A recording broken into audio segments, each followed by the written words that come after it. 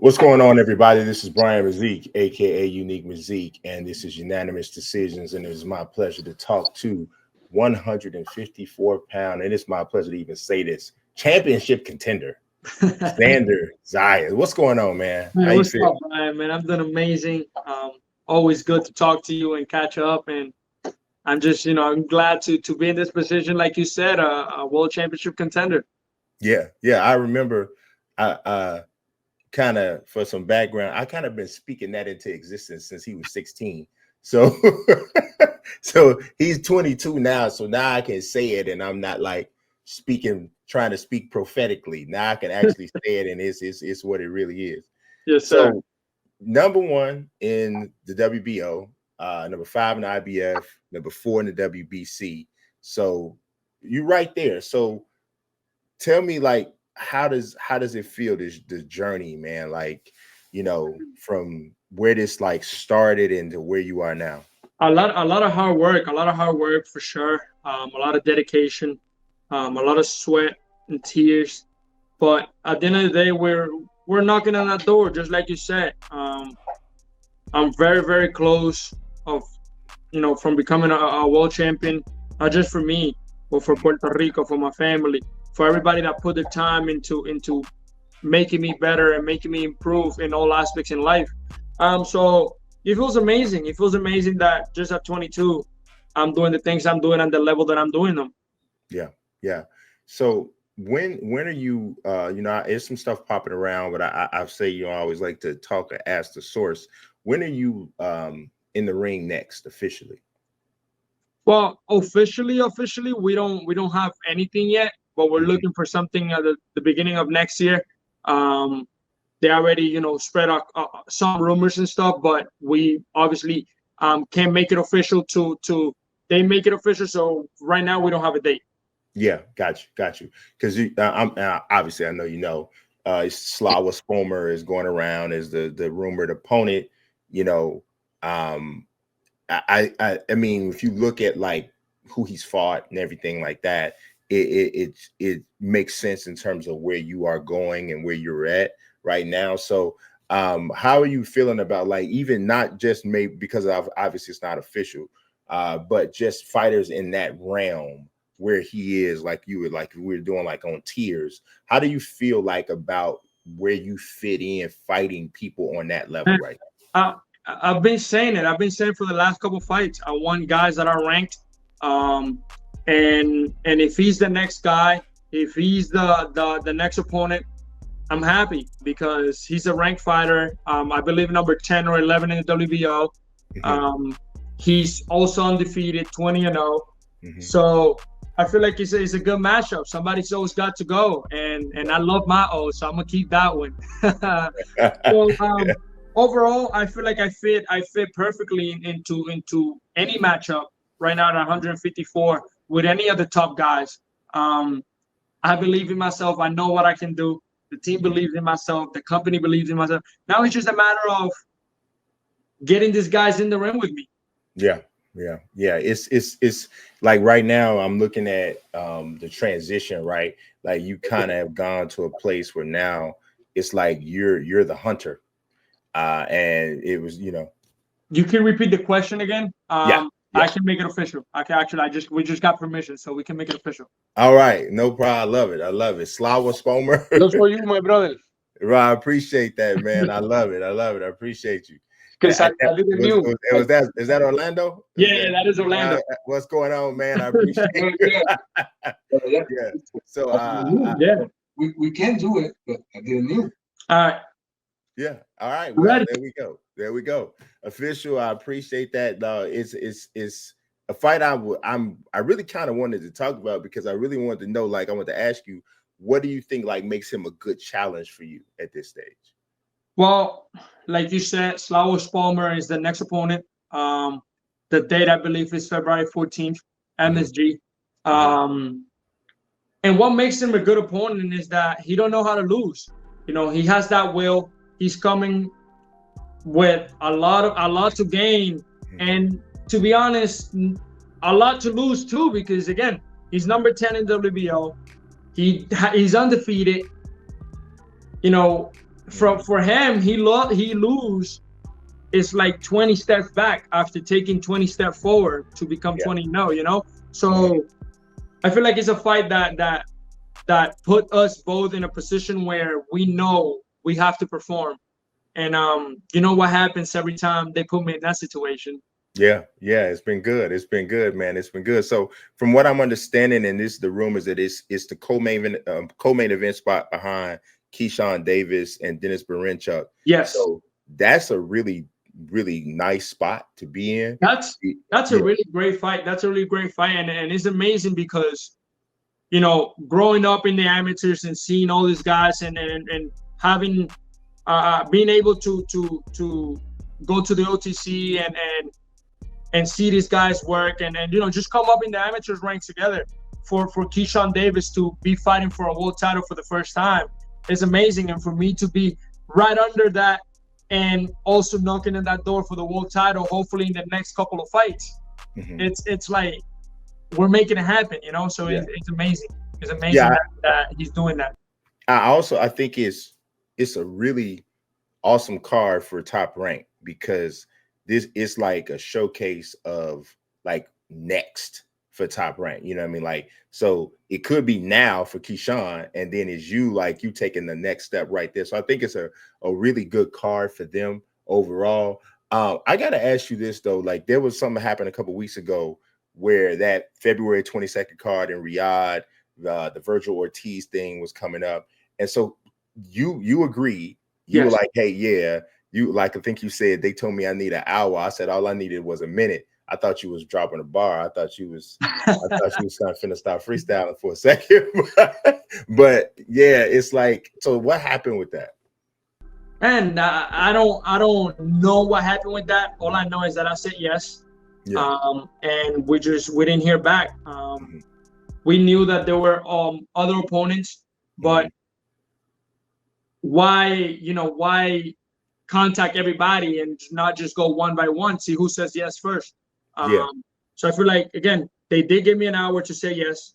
Within the minute, we respond to the question, we answer the call. Now it's just a matter of time. I know the fight will happen in the future. Yeah.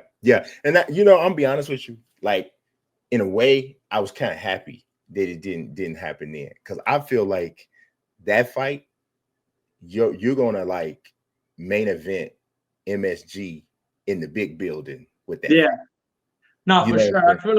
I feel like obviously I wanted the fight to happen. You know, I want to prove myself and show the world that I'm ready for the best in the game. But like you said, and a lot of people said, I feel like that's a main event here in the United States that is going to be a big main event anywhere you put it. New York, Vegas, anywhere you take it here in the United States, it will be a big main event fight. Puerto Rico versus Mexico. But man, I was excited when I got that call. I was like, I was pumping. Let's go. We're about to show the world what we could do.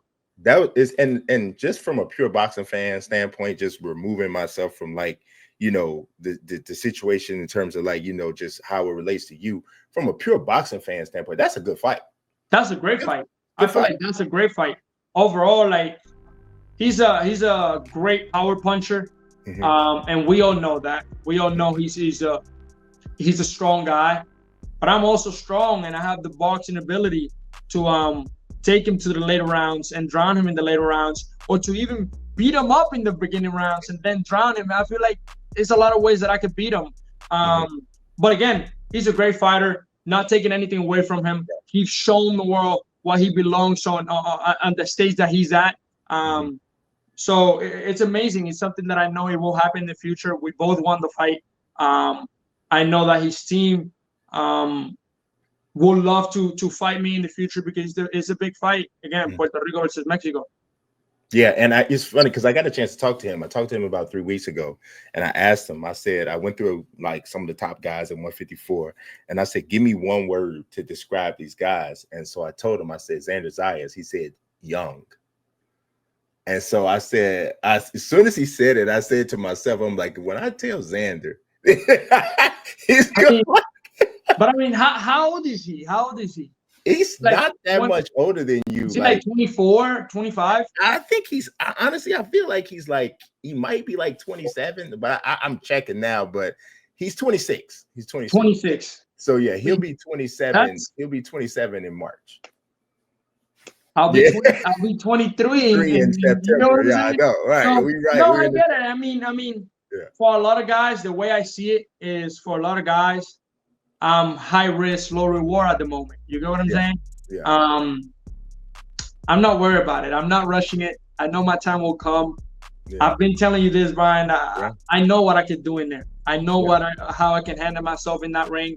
And when my time comes, I will shine. Yeah, man. I'm definitely looking forward to it. So, when do you see yourself challenging for a world title? 2025. There's no way around it. I don't want to hear nothing. 2025 is the year. This is it. This is it. I'm ready. I'm like you said, I'm number 1 at the WBO. I'm number 4 at the WBC. I'm number 5 at the IBF. Yep. I'm knocking on that door. This year. It's this year. I don't want to wait for 2026. I know I can beat any of the champions right now at 54. And now it's just a matter of time. Yeah. So I got to ask you, I know like you're working, you're preparing for Spomer. But obviously this weekend, there's a big fight, humongous fight, biggest fight in the sport right now. What do you think? What's your take on Tyson? Man, I don't know. Like last time I had Fury, but I had that Usyk could win type of mentality too. Yeah. After watching that fight, the way Usyk adjusted and got better with the rounds going, and I didn't see Tyson making the adjustment. He might go the same way as last time, but I'm also like like we know how Tyson Fury looks in every rematch he does. So I don't know. Yeah. I don't know what to expect, to be honest. Yeah, man. I always say the most underrated skill for a fighter to have is the ability to adjust mid-fight. Sure, for sure. When you're getting hit and when you're getting hurt, because let's face it, he did get hurt at some points during the fight, and he was able to make the adjustments. He was able to stay away from that right hand. He was able to be underneath his feet, so he's not leaning forward. I mean, just a great fighters. That's what great fighters do. Yeah. And Usyk showed it that night. Yeah, he did. He really did. He impressed me. Like I was already obviously the man. You go undisputed in any division. I don't care what weight class it is. Yeah. You go undisputed in any division, you got respect. But to do that like that against Tyson Fury is pretty freaking amazing. That's it is. It is. So we talk a lot about boxing, but at the end of the day, you still are a 22-year-old man. What do you do for like leisure? Because I know how I've seen you in the gym. I know how hard you work. But what do you do? Like, what's your thing you do? Like, it's like, all right, you know what? I worked. I earned this time to like take a load off a little bit. Man, I'll be playing 2K, but you be talking trash on 2K media, man. You be talking that trash on MP, man. I tell you, MP is not up to par, man. I'm like, dude, I just dropped a triple double. Like, what are you talking about, Brian? No, but to be honest, video games. I recently asked for a Christmas gift, and my Christmas gift were like books and stuff. I want to get into reading and expanding my vocabulary and overall just the mindset of being able to focus on reading. But overall, spending time with the family, watching movies. Regular guy. I feel like a lot of people, when they see me in the like outside, and it's amazing to see the reactions, but they're like, they get so excited and some like somewhere in my head, I'm like, man, I'm just like you. I'm not different than you. Like I bleed the same way you bleed. I cry the same way you cry. I eat the same way you eat. Like, like I get it. I understand it. Like people get excited to see somebody that they admire. But I'm just a regular guy, Brian. I'm just a regular dude. I do the same simple things that everybody does. Yeah, I think honestly, man, that's really like as you get older, and you move more into your stardom and people see you and stuff. I think that's actually the part of it that what fans are going to love about you the most is that you are relatable. Yeah. You know what I'm saying? I think that's what it really is going to be. And as you get older, you're going to just be more comfortable being that guy, because you're going to know, like, my fans here because they like Xander. You know what I'm saying? They're not here because I put on this air. And so that's a good thing to be on that so early in your life. And that's why a lot of people always tell me, like, every time they meet me and every time they're like, man, I just love how I can see similarities, you know, with you. And then it's amazing to just connect with people the way I do and the way that I've been doing and the way that overall people just been connecting with me. It's been natural from day one. Even with the big stars, big rappers, big comedians, it's all been, you know, just natural. They showed up. They, you know, asked me to do something with them, and for me, it's an honor. For me, it's an honor to have the fan base that I have, and just to be in this position. At the end of the day, it comes down to the fans, because if the fans don't watch me, if the fans don't turn on the TV to watch me fight and watch me perform, they don't buy tickets to go watch me and see me, none of this will be possible. So at the end of the day, it comes down to just being grateful for them. For sure, man. For sure, man. Well, man, I appreciate you, bro, all the time. You know, looking forward to the Spomer fight. Looking forward to what happens after that. And obviously, I know we'll get an opportunity to speak again. For sure, Ryan. It's always a pleasure talking to you, my brother. Yes, sir. Yes, sir. Like you said, we'll be talking very, very soon. And please, please, please, two things. You gotta ask Ronnie 2K to give me the glove on my name. And secondly, stop talking about MP, man. MP is killing it, dude. He's killing it, bro. You are really killing it. And I'm gonna talk to Ronnie. I'm gonna say, Ronnie, man, like, for real, man, he need the glove, bro. Bro, I appreciate it. Do you have a logo? No, I don't have no logos. Oh, see, no, we gotta. I don't have no nothing. I have to change my name too, because I have a whole different name. So I guess I have to put my real name on the game. Something like that. Something like that. I don't know. Like, you know, honestly, man, I play 2K. I don't even go in the park. I play now online. I play people online with the regular team. Like now, right now, I'm on the rec right now. People is waiting for me to go. What's your build? Well, I have a couple builds. It's a two-way. It's a shooter. It's a lethal. Okay. Lethal. You go in the corner and on the hash. Lethal, Brian. Lethal. Okay. All right. Okay. I don't know, man. And then I got a power forward. He's just a strong guy, just trying to get rebounds, you know? I don't know, man. You and your squad might have to squad up against my son and his squad. Hey. I don't know if you really want that quote. Ryan, we are them guys. Like, you're them guys. We're them guys, you know?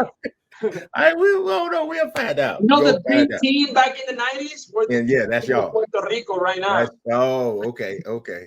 I got it. We'll see. All right, bro. We're going to find out. You, my guy. All right, man. I appreciate you, bro. Yes, sir. Yeah.